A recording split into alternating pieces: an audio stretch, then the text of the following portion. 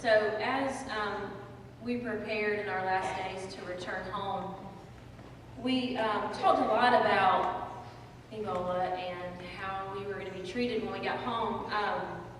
Phil did a great job covering up just some of the things that he had to go through, and I was completely clueless that there was any kind of problems whatsoever.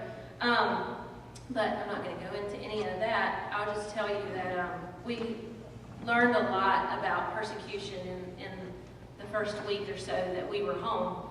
And now that it's been a month or so since we've been home, we can look back and know that all of those experiences and everything that we went through, from the doubts and questions before we left to the doubts and questions once we got home, it was all part of God's plan. And it was all part of just what we needed to learn and what we needed to experience, and the stories that we needed to be able to share with other people. And when I'm asked, how was your trip to Niger?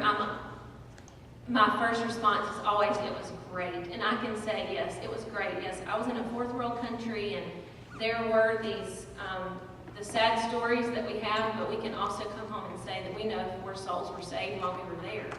So Satan was not going to make it easy for us to come home. I mean, he was not.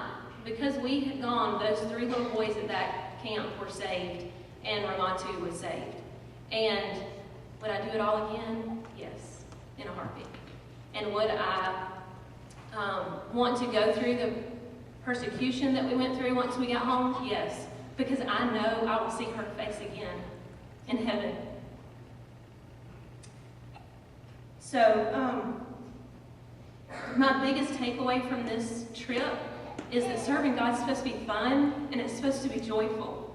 And we have one last slideshow to show you, and the name of the song that it goes to is Start a Fire.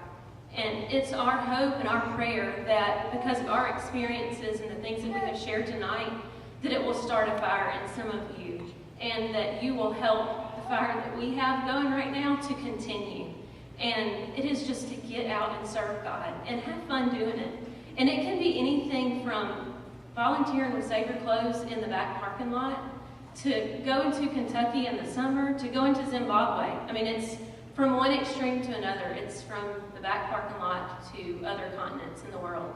But just do it with a happy heart and find any way that you can serve Him, and you will be blessed.